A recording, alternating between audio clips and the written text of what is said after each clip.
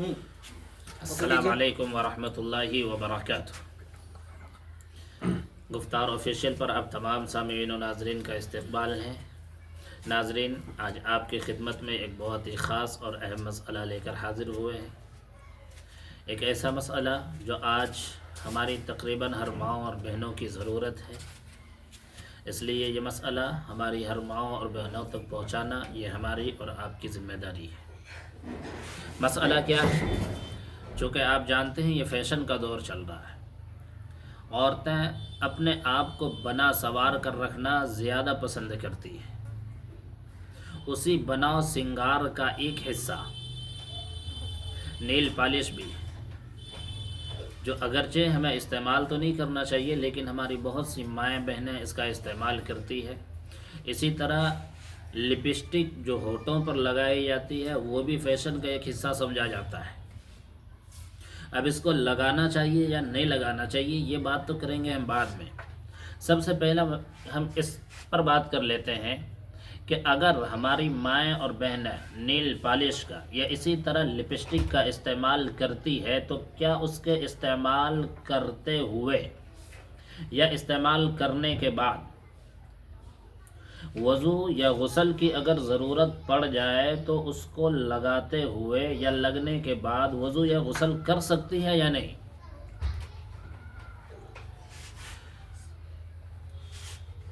تو دیکھیے، اس سلسلے میں اصول یہ ہے کہ ہر وہ چیز جو پرت جمنے والی ہو، جس کے لگانے کے بعد آپ کے ناخنوں پر، آپ کے جسم پر پرت جم جاتا ہو اور اس کے نیچے پانی نہ پہنچتا ہو، یعنی جسم کی کھال تک پانی نہ پہنچتا ہو یا ناخنوں تک پانی نہ پہنچتا ہو،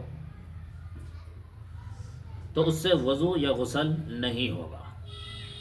اب اگر ہم نیل پالش کو دیکھ لیں یا اسی طرح لپسٹک کو دیکھ لیں تو لپسٹک لگانے کے بعد اس کے اوپر ہونٹوں کے اوپر ایک پرت جمتا ہے جس کے نیچے پانی نہیں پہنچتا ہے۔ اسی طرح ناخن پر جب آپ پالش کا استعمال کرتے ہیں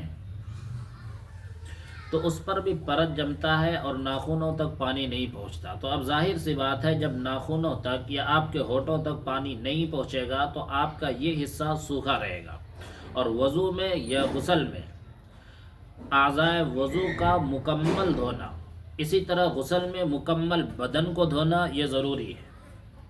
اور جب ناخن پالش آپ نے لگا لیا، اسی طرح لپسٹک آپ نے لگا لیا تو آپ کا اتنا حصہ سوکھا رہا جس میں پانی نہیں پہنچا، تو اس لیے آپ کا وضو یا غسل نہیں ہوگا۔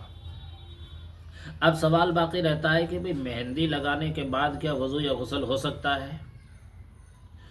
تو آپ اس اصول کو ذہن میں رکھتے ہوئے آپ خود فیصلہ کر سکتے ہیں، چونکہ مہندی کے اندر صرف کلر چڑھتا ہے، پرت نہیں جمتا، لہذا مہندی لگانے کے بعد وضو یا غسل کرنے میں کوئی قباحت نہیں ہے، کوئی خرابی نہیں ہے۔ وضو یا غسل بہت آسانی کے ساتھ ہو جائے گا، اس میں کوئی قباحت نہیں ہے۔ لیکن نیل پالش کا استعمال کرنے کے بعد، اسی طرح لپسٹک لگانے کے بعد وضو یا غسل آپ کا نہیں ہوتا۔ اگر ایسی حالت میں آپ نے وضو کر کے نماز پڑھ لیا تو نماز کو دہرانا بھی ضروری ہوگا۔